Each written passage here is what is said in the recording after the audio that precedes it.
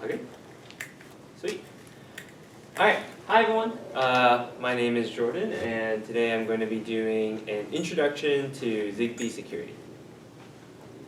So, quick outline of what we're going to be talking about today. So we've got who am I, some background, motivation for why this is important, some of the mechanics of how Zigbee works, some of the attacks that you can execute on Zigbee, and finally some conclusions you can draw from all of this. So, to start with, who am I? My name is Jordan. I'm a fourth year in the blended master's computer science. My thesis topic is in ethical hacking education. This is my second year as treasurer, and a fun fact is I've completed the Cool Cat Cafe 808 challenge, which is a 8-patty burger in 30 minutes. So, very nice. So what this talk is, so it's going to be kind of an overview of like IoT network, a more in-depth introduction to Zigbee specifically, and a look into some of the vulnerabilities of Zigbee. But what this talk is not, this is not going to be a technical guide on how to pwn Zigbee devices. I'm not really going to get into a lot of the technical details of how to execute these attacks. And it's also not a recommendation for or against using Zigbee. It's just information about Zigbee as a protocol. So let's start with a little bit of background. Out of curiosity, who here has heard of Zigbee before? Off to a great start. So let's start from the ground up then. To begin with, I want to kind of very briefly introduce the OSI Network Model. If you do any work with networks, you'll get quite familiar with this. And the main thing I just want to kind of call out here is that we're going to be using NWK to refer to network, APS to refer to application. And also in this model, we kind of clump together these three layers that are labeled as data as just application layer. I guess really quick to explain what the difference between each of these are. This is the physical layer, so think actual electrical current on a wire, bits on a wire. The data link layer is a little bit more, it's still hardware oriented, but it's not strictly just the bits on a wire. It's like kind of the device to device. And then we have the network layer, which is where you do all like the path determination and figuring out how to route packets from one device to another when they're all connected. Then we get up to transport and application layer. And this part gets a little blurry sometimes. But essentially, once you get up to the application layer, that's when you're actually sending the data that the user is interested in. So in our Zigbee example, that'd be like application layer commands or packets would be telling you, I want to do this on command, for example. Next, the other thing I want to kind of differentiate is mesh networks versus traditional networks. So mesh networks are made up of an interconnected set of nodes. So that's going to be kind of this diagram on the left here where you have devices that are talking to each other, and then they can all like, and what that means is like there's not always one central authority like a traditional like Wi-Fi network where everything connects to the router, right? It also means that adding devices to the network extends the range of the network, usually. This isn't always the case, as we'll talk about a little bit in Zigbee, where certain devices are receive only or they don't have enough resources to be able to retransmit. Also, just for the sake of accuracy, this is not, this post is actually about Google Wi-Fi. I just like this diagram because it illustrates my point. So, motivation. Why do we even care about all of this? Well, so to start with, Zigbee is actually very well established. Even if you haven't heard of it before, it's around. Some major brands that utilize Zigbee include Amazon Echo, Samsung SmartThings, Philips Hue, Wemo, which does a lot of smart plug stuff, Yale, which does smart locks, not to be confused with the university. And And IoT security can affect your physical security, right? IoT devices include things like security sensors, locks, cameras, etc. And all of these things can impact the physical security of your home, right? The idea of a smart home. And so it's important that we have secure IoT devices. So let's get a little bit into the weeds. We're going to start talking about the mechanics of Zigbee. So Zigbee is an IoT protocol that is built on the IEEE 802.15.4 standard. That's a lot of words. What does that really mean? So IoT is just Internet of Things. It's just a kind of a descriptor for these interconnected devices that interact with the physical world. IEEE is an organization that does a lot of standardization for a lot of things, but in particular, the 802.15.4 standard is a set of standards that they have established for low-power mesh networks. Zigbee, in particular, defines the network and application layer, while IEEE 802.15.4 standard establishes the physical and data link layer. So that's just an important distinction. When we're talking about Zigbee, we're talking about the network layer up. 802.15.4 is talking about the data link layer and down. Zigbee can be run in either decentralized or distributed security mode, and this is somewhat important, as we'll talk about later. And communication is encrypted with AES CCM star. So it's actually its own version of AES CCM. For those of you who don't know, AES is a cryptographic scheme that is used for symmetric encryption. So pairs of devices within a Zigbee network will have what's called a link key, and an entire network will have what's called a network key, and that's used for communication to the whole network. And finally, each Zigbee network uses a PAN ID, Personal Area Network Identifier. This is going to be important because it comes up for an attack that we do later, or that I'll talk about later. But something to note is that the PAN ID does exist also on the 802.15.4 standard. So there's some mirroring going on there. This here is kind of an example of what a Zigbee packet will look like. You have kind of wrapped around the Zigbee payload, let's start actually from the inside. So APS payload. So this is going to be like what your devices actually want to know, right? Like this is, hey, I want this smart lock to unlock, right? Wrapped around that is going to be the Zigbee protocol's network header and APS header, or application header. And that's just going to be for routing that packet through the Zigbee network, because, well, to unlock the smart lock, you need to send the packet to the smart lock. And that's what the network header is going to help you do. And then outside of all this is the MAC header, physical header, and this is all under the 802.15.4 standard.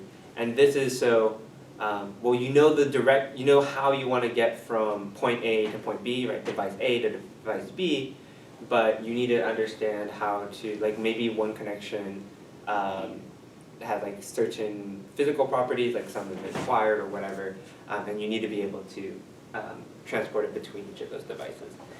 That's a little bit simplified, but I hope that gives you guys kind of like the gist of it.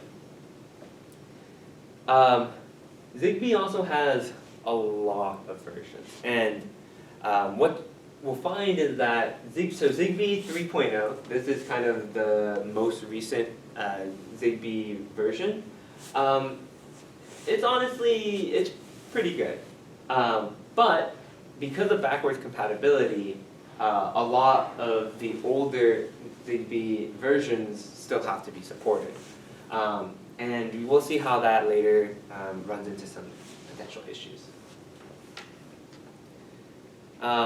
as far as Zigbee itself, there's 3 device types: the coordinator, the router, and the end device. So a Zigbee device can act as any of those 3. A coordinator can also act as a router, but there can only be one coordinator in a Zigbee network. This Zigbee network acts as a trust center, so basically it helps manage like the keys in a network if you're running in centralized mode. It also has a specified short address that is used to identify it. So it's like a hard-coded, like this is, if you're going to be the coordinator, you're always going to have this default address. The router are typically mains-powered devices. Mains-powered devices just means plugged in to the outlet, to an outlet, right? It's connected to the power grid. It's not running off of a battery.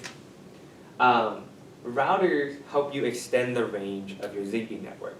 And these could be things like a smart outlet or like a light bulb or other things like that that have direct power from your main. Finally, we have the end devices. And so these are devices that are typically very small, minimal hardware specifications, and they're battery powered. And typically they go idle when they're not in use, so they only like request information every now and then. And that's to obviously extend the battery life, and they do not retransmit signals. So end devices are not going to extend the range of your Zigbee mesh network. So that's kind of most of the background, and this is kind of where we have some potential security problem. So MAC security. So remember, MAC is that data link layer. So this is actually managed by 802.15.4 standard. But there is a little bit of kind of reaching across the line here, where the Zigbee specification suggests disabling MAC layer security. This is because any secure frame originating from the network layer shall use network layer security. What the implication of this is some of the network layer headers are unencrypted. That means you might be able to look at those packets and kind of know a little bit more about the nature of the packet that's being transmitted. Also, because MAC layer security is not enabled, MAC layer protocol data unit, PDU size, is known. And this also becomes important later because you know the size of your packet. That being said, like this all still keeps the application layer user commands relatively secure. Asterisks, we'll get to that. The other part is commissioning. So commissioning is when a Zigbee device joins a Zigbee network. That's usually the period where there's the highest chance for something to go wrong. For one, legacy Zigbee, so older versions of Zigbee, use a default trust center link key. What does that mean? That means that if you know what that default trust center link key is, you can observe the communications between a legacy Zigbee device as it joins a network and the trust center. And the trust center is going to be distributing the network key. So you can easily decrypt like those messages between a legacy Zigbee device and the Zigbee network trust center or Zigbee coordinator, which is bad because then you'll have access to the network key. Zigbee 3.0 optionally uses a predefined link key. So what this does is, like when you manufacture a device, you'll have a link key predefined, and then you'll go in with like your app or whatever, and you'll scan the device to basically give the trust center your predefined link key. And this is a little better, but we'll talk about how that still could cause some problems. Alright, now for the stuff that I think you guys are probably most interested in, let's talk a little bit about some of the attacks. So there's a lot of different types of attack, and they kind of range in severity as well. So we have sniffing. So this is just because of the nature of wireless networks, you can just examine all the packets. There's replay, so you can replay a packet that's been broadcast. Jamming, you can stop specific packets from being received. There's injection, where you put in custom packets that you've crafted into the network. And then denial of service, which just makes devices stop working. Right? Like you can't access your devices anymore. It's kind of it's like a heavy-handed attack, right? It's just like, it's also one of the most common. There's also a couple of other ones that are usually a little bit more specific to like specific Zigbee devices or manufacturers and that kind of thing. So let's talk about sniffing. Sniffing, due to the nature of wireless networks, right, it's not directional communication. As long as you are within the range of a Zigbee device, you can see all of the packets that it's transmitting. Typically, these packets are encrypted, so there is a certain level of security there. But as far as viewing the packets themselves, it's pretty easy to just use something like a software-defined radio to capture the packet. You can save them to a PCAP. PCAP is just like a file format. Save them to a PCAP file, and then analyze them with something like Wireshark. And this lets you very easily just kind of see and examine packets that are being transmitted in a Zigbee network. This does require that you are close enough to the Zigbee network or have like a strong, like a good antenna in order to be able to pick up those signals. But once you satisfy those conditions, it's fairly easy. So what kind of issues does this raise? You can do some reconnaissance with this. So by examining the packets that are traveling through a Zigbee network, you can actually infer a lot about how the network is set up, right? So let's assume you go to some network and you have no idea like anything about it. By capturing some packets, you can start figuring out some information about the device or the network layout. The main thing you're going to be figuring out here is the logical device types. And finding the coordinator, like we said, is pretty trivial. It's which device has the default address that is set for the Zigbee coordinator. The other thing that we can use to identify routers is that only routers and coordinators will respond to what's called a beacon request, and this is happening at the MAC level, data link level. And so if you see a device respond to a beacon request, you know for certain it's a router, because we already know which device is the coordinator, and there can only be one. Secondly, end devices will get a coordinator realignment if their parent gets an orphan notification. What this means is if you see a device that you're not sure if it's, or that did not respond to a beacon request, there's two possibilities. Either it's an end device or it's a router with no leaf nodes, right? So it's a router that's not connected to any end devices. In order to differentiate between those two, what you can do is send the parent an orphan notification. This is, again, still at the data link layer.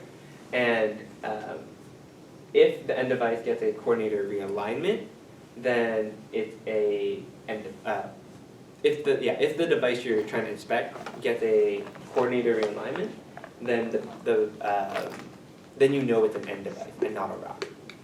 So all that being said, this is a little bit involved, right? This is a little bit complicated. It does require some level of effort, but it is doable, and you can get quite a lot of information just by sniffing the traffic. Additionally, you can get some device identification. So once you know the MAC address, you can sometimes look up those MAC addresses in databases, and you'll be able to find who the manufacturer is, or potentially even like the specific device type. That comes with a big asterisk because sometimes looking up the MAC addresses won't really give you much information because it might be like a system-on-chip manufacturer that creates chips for like a lot of different companies and devices. Also, something just to clarify: MAC addresses are unique to hardware devices. This is not like your IP address where you can kind of like switch it around really easily. You can spoof it, but that's a talk for another day. But what attackers would want to do here is identify what devices are running legacy Zigbee, because legacy Zigbee, like we said before, uses a default key. Something that is an issue is that the legacy Zigbee devices don't support the end device timeout request. And so if you force a reconnect to the for all the Zigbee devices, you can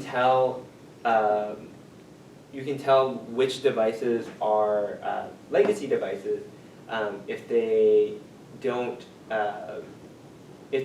do a. Oh, sorry. Wait, I might have this backwards. Sorry, I think.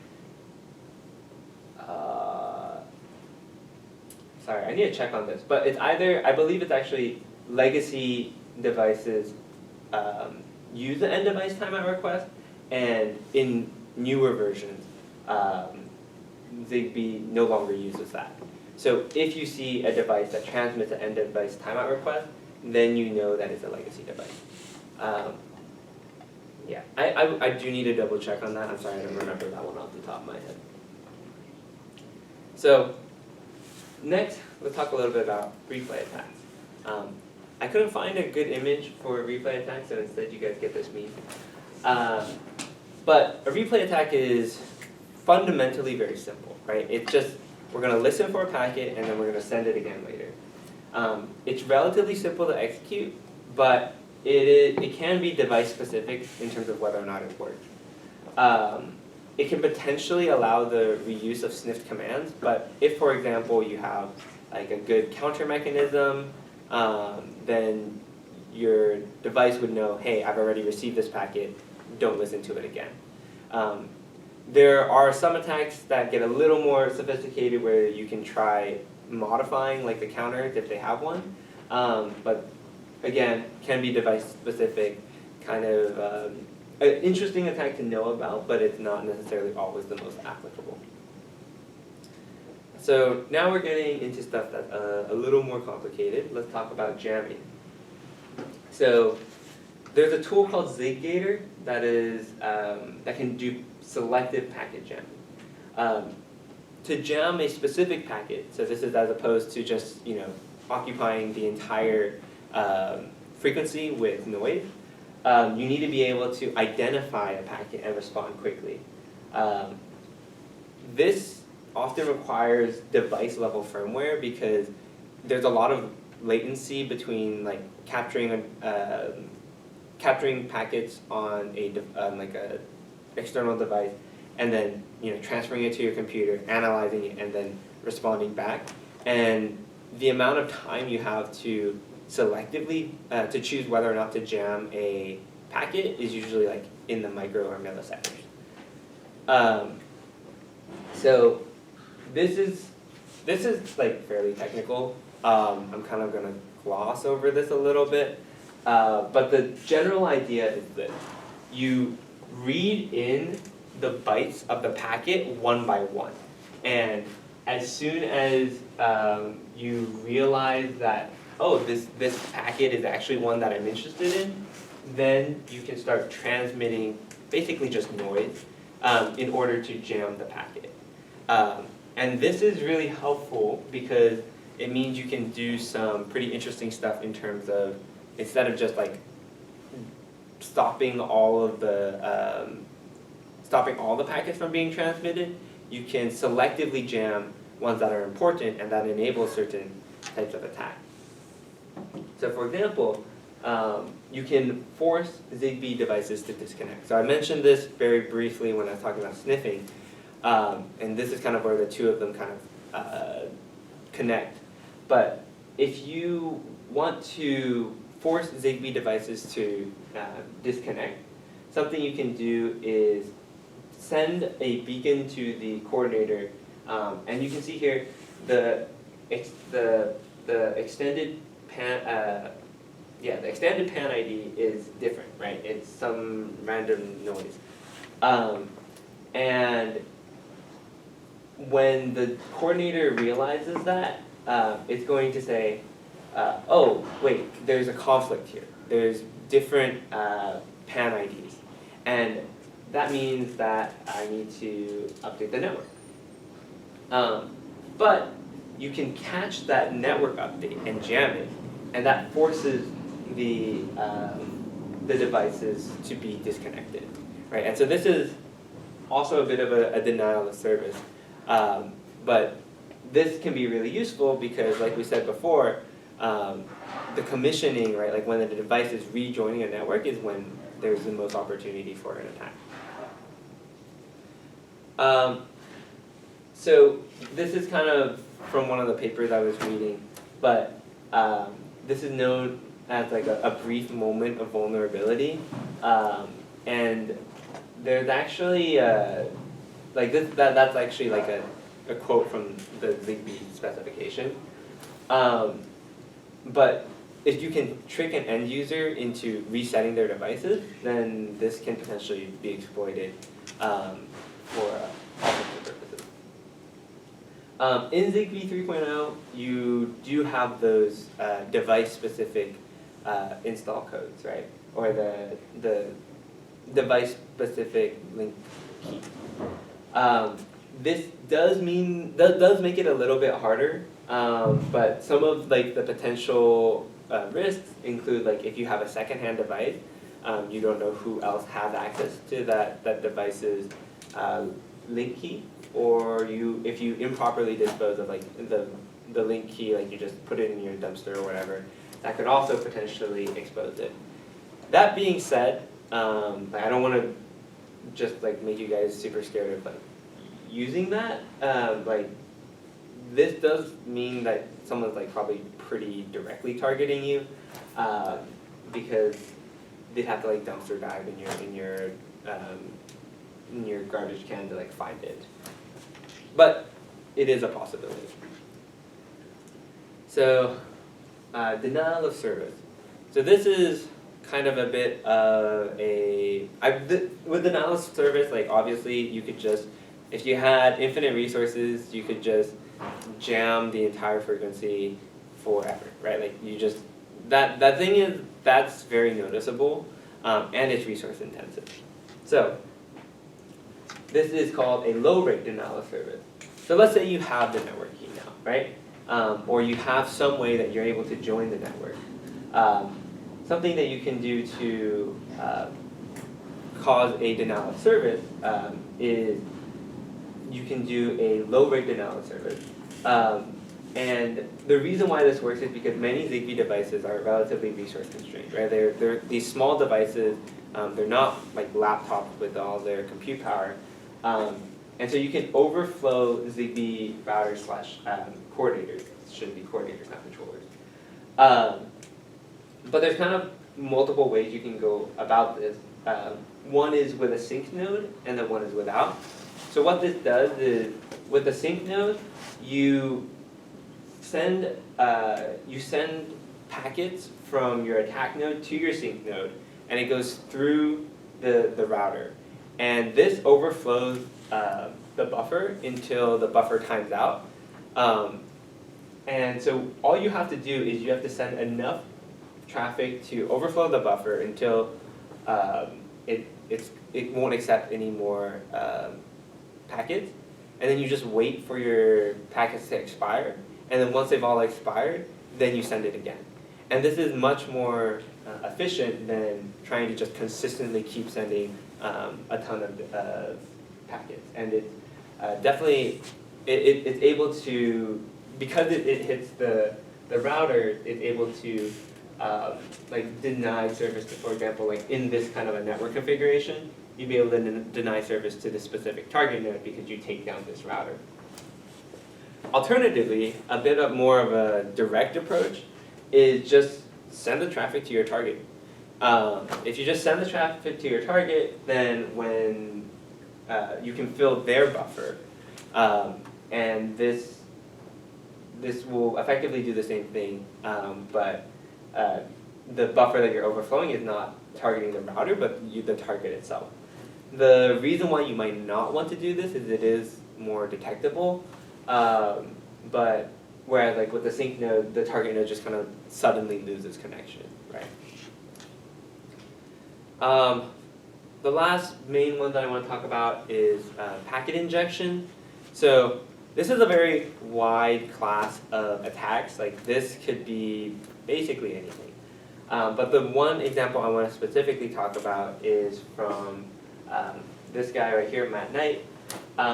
He was able to force a smart lock to unlock. And that's like kind of quintessential physical security. Like that's a quintessential physical security problem. Basically, the way this works is kind of combines a lot of the other things we talked about before, right? You need to jam the data request of the lock. And so the lock, the hub never realizes that the lock is making the request. And then you make fake requests to the lock, right? You pretend that the lock's data request has gotten through to the hub, and you say, oh yeah, let me acknowledge that request. And now I want you to unlock your lock, right? And then the lock will unlock. Sorry, that's a lot of locks, but the idea is kind of a bit of jamming, a little bit of packet injection, and you're able to unlock the lock. The major caveat to this is like you need to have the network key, right? Like, and that's why all those other attacks are also important to get to here. But it is like the potential impact of something like this, like a packet injection attack, in a Zigbee network is like limitless is a strong word, but there's a lot of possibilities for what you could do with packet injection, especially if you already have access to the network key or a link key to the device. So that's all the ones I have slides for. I did want to mention that there are a variety of other Zigbee attacks, including worms, so Zigbee worms that will propagate themselves to other Zigbee devices that they're connected to. There's a couple remote code execution vulnerabilities for specific devices, as well as some device hijacking vulnerabilities where you can take control of someone else's Zigbee device. I didn't have time to like fully look into all of those, and also if I wanted to look into all of those, this presentation would be like 3 hours long. But definitely, I included links to all of them in my references, so if you guys want to take a look at them, feel free. So, in conclusion, don't use Zigbee? Well, not exactly. IoT devices still do provide useful functionality, and other IoT protocols have their own problems as well. Many of these attacks that I have mentioned can be mitigated and have been in more recent versions, so if you're keeping your stuff up to date, if you're not using a lot of legacy hardware or legacy protocols, you do give yourself a smaller attack surface. And also remember that, you know, your physical security isn't necessarily all that much better. But that's all I have for today, and here are my references. Thank you.